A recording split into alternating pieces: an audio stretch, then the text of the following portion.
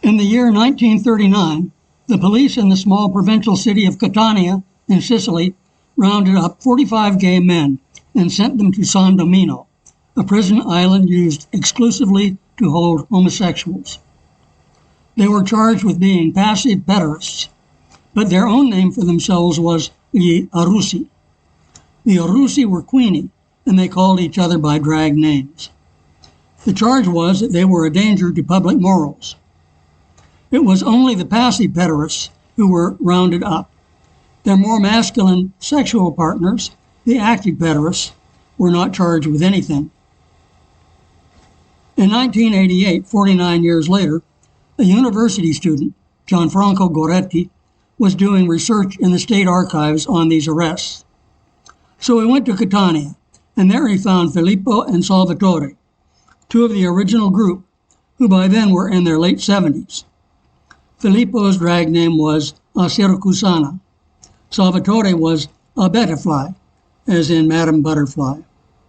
Filippo and Salvatore were suspicious at first, but Gianfranco won their trust, and over a number of visits, they told him about their lives, what they and their friends used to do in Catania, and how it had worked out for them all. Gianfranco wrote it all up as an academic dissertation, and then he and Tommaso Giortosio together turned it into a book, published in 2006. Since then, the artist Luana Rigoli has created an exhibit of Arrusi images from the archives, and you can find lots of stuff about Gianfranco and Tommaso and Luana on YouTube. In this clip, I will cover some of the things Gianfranco found, but before I get into that, first I have to tell you a little bit about Catania, about pederasty, the mafia, men-only dance halls, and fascism. This is Italy, and here is Sicily, right at the toe of the Italian boot. Here is Sicily up close, and on its eastern edge is Mount Etna, an active volcano. Catania is nestled on the south side of Etna. Over the centuries, it has been destroyed by eruptions and earthquakes again and again, and then rebuilt again and again. Besides that, like the rest of Sicily, it has been invaded and occupied by the Carthaginians, the Greeks, the Romans, the Vandals, the Ostrogoths, the Arabs, the Byzantines, and the Normans. And then it was taken over by the Spanish, and finally by the northern Italians. All this has taught the Sicilians to be watchful and mistrustful of outsiders. For governance, they retreated to family, and their society is knit together from large networks of extended kinfolk. Italians in general, and Sicilians especially, are socially conservative. Catania has an ancient fort and a Baroque Duomo in the center of town, where the Arrusi liked to hang out. In the Piazza del Duomo, there is a fountain with a statue of a youth. He represents a river dispensing water to the Tritons in the basin below. Catania in 1939 was still pretty much a pre-modern society. The population was about 250,000. On the other side of Mount Etna is the town of Taormina. Here it is, with the volcano smoking in the background.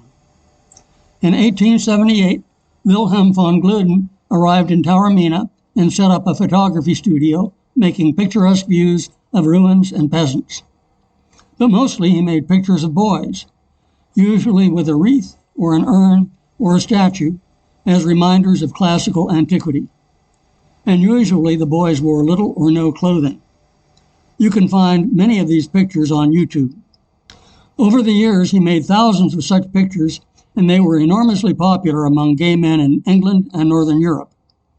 Gloeden photographed hundreds of Taormina's teenage boys in the nude, and he always paid the models a share of the proceeds from the sale of their pictures. His photos put Taormina on the map. It became a tourist destination. Kaiser Wilhelm II, Oscar Wilde, many famous visitors. Pancrazio Buccioni, whose modeling name was Il Moro, was von Gloeden's favorite subject. Il Moro and von Gloeden lived together and were lovers. This building on the Piazza Sant'Antonio in Catania is now offices, but in 1939 it was a dance hall for men only. That does not mean it was gay. There just were not many places of amusement in Catania, and women did not go out at all, so the men danced with each other. When Filippo and Salvatore told Gianfranco about it, he couldn't believe what he was hearing. But when he checked, he found that it was well documented in a court case from 1929. He also discovered that there were such dance halls also in Taormina and Palermo. Here is a men-only dance hall captured by the photojournalist Gaio M. Garuba in 1955 in Calabria, the part of Italy closest to Sicily. Photos and films showing Sicilian and southern Italian men of that era dancing together are rare, but they exist. The dance hall in Catania was open from 9 to midnight every night and had a band. Admission was free, but if you wanted to dance, you had to pay 20 centesimos. Naturally, it was a magnet for the Arrusi. Gianfranco had the good sense to say nothing in his book about who was running these dance halls, but it is widely known that Catania is one of the main strongholds of the mafia. He does tell us that one of the 45 Arrusi was un po' mafioso, a little bit mafia connected. That was Francesco, whose drag name was A Cicina. Salvatore told Gianfranco that Francesco was the type it was best to have nothing to do with. Whether or not the Cosa Nostra had anything to do with running the dance hall, it is at least a safe bet that they knew about it, and the same goes for the ones in Palermo and Taormina and other cities. It might be a stretch to call the mafia gay-friendly, but they were not hostile to gays. And it is no coincidence that when the bootlegging business collapsed in the United States, the American branch of the Cosa Nostra began opening gay bars. By the 1950s, every big city in America had at least one gay bar, and they were all mafia connected. In New York in the 1950s and 60s, it was illegal for a bar to serve homosexuals, and the state liquor authority revoked licenses of those that did. With a single exception of Julius's, all the gay bars in New York were mafioso. In 1969, the only bar in New York that allowed gay dancing was the mafia-owned Stonewall Inn. When everybody else refused them, the mafia welcomed gay people and gave them a place to be themselves. Those bars were for gay liberation what the black churches were for civil rights. The mafia's tolerant attitude toward gay people was not shared by the fascist government in Rome. Like the Nazis, Mussolini and the fascists were obsessed with racial purity. They issued official publications on defense of the race, the fascist racial purity line. The defense of the race was about prohibiting racial mixing, of course, but also about getting the racially pure people to have kids. Gay sex did not promote that goal, therefore a crackdown on homosexuals. Von Gloeden's photographs were an obvious target. Following the ancient pederastic tradition, Gloeden's lover, Pancrazio Buccioni, Il Moro, had married and had a family. But he also continued to be Gloeden's companion, and he cared for him until Gloeden's death in 1931. Buccioni inherited their house and effects, including some 3,000 glass photographic plates and several thousand prints. In 1936, the police raided his home and destroyed and smashed 1,000 glass plates, while Buccioni wept. Buccioni was then tried for obscenity. He was acquitted, but the negatives were destroyed forever. His descendants still live in Taormina and still keep remnants of the collection. 2 years later, the racial purity campaign came to Catania in the person of a new questore, Alfonso Molina.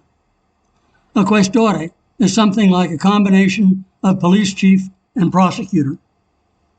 Molina took office in February of 1938 and immediately began a campaign to clean up the Arrusi. He spent 1938 making arrests, doing interrogations, getting names, and making more arrests.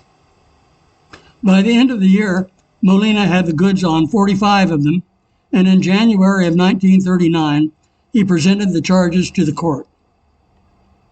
To give you an idea, here is the case against one of them, Salvatore Fallica.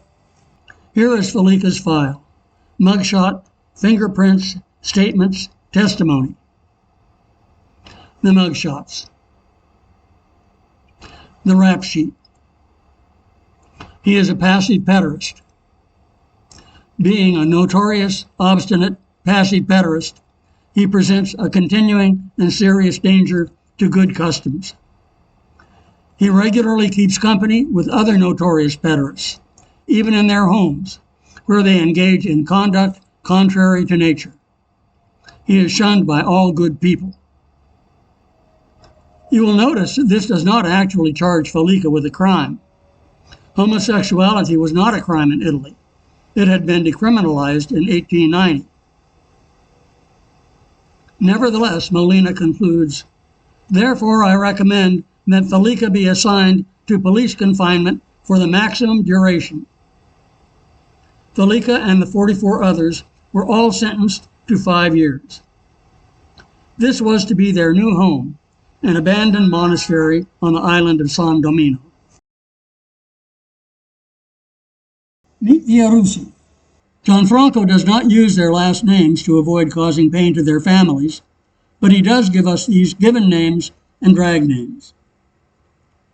Agatino a Placidina, Andrea a Sacara, Antonio a Ninetta, Carmelo a Chianchera, Professor De Luca a Sculpara, a Signora Diamante, Eugenio a Pastorduna, Federico a Scarpara, Fefe, Filippo a Siracusana, Francesco a Ticino, Gerlando a Camarena, Giacomo a Carbonara, Giuseppe a Pipuzza, Leonardo a Francisa, Liborio a Stunara, Luciano a Cincilla, Mariano a Custurera, Matteo a Stichina, Nicola a Friulana, Neninella, Nunzio a Giacitana, Pasquale a Rinota, Pipinella, Raffaele a Leonessa, Rosario, Sara a Turca, Salvatore a Butterfly, Sebastiano a Piccirina, Salvano a Caprara, Vito a Panitera. San Domino is a rocky island 12 miles from the mainland, one of a group of islands called the Tremiti. It has a history as a penal colony going back to the Emperor Augustus, who sent his granddaughter Julia the Younger there because she was causing trouble in Rome. After that, it was monks for a while, pirates for a while, revolutionaries for a while, and finally, the fascists turned it into a special prison for gay men. At one point, it had 300 inmates from all over Italy, but more from Catania than anywhere else. Here is the abandoned monastery where the prisoners lived. They worked on the farm and were paid 5 lire a day, but from that they had to pay for their own food and other necessities. A kilo of bread cost 2.5 lire, so it was pretty close to a bread and water diet. As for sex, there wasn't much opportunity. The Arrusi were not really into other Arrusi. Gianfranco looks on the bright side and mentions the erotic current between the guards and the prisoners, but from what Filippo and Salvatore report, this didn't amount to more than making eyes and a little flirting. And then a surprise. Italy declared war in June of 1940, and suddenly the state had other uses for the island and sent the gay prisoners home.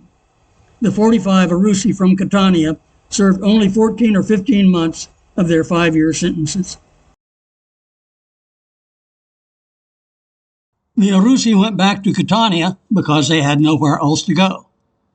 They were there to see the city once again destroyed, once again occupied by invaders. The dance hall was closed. 2 of the old gang married women. Life went on.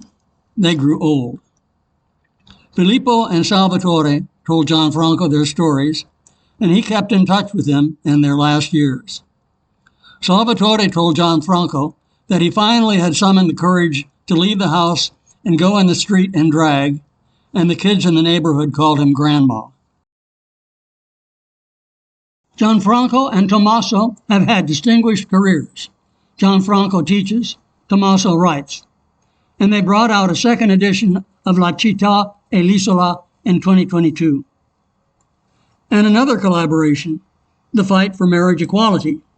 They now have been married 5 or 6 times, once in California where it was legal, and symbolically the other times trying to get their marriage recognized in Italy.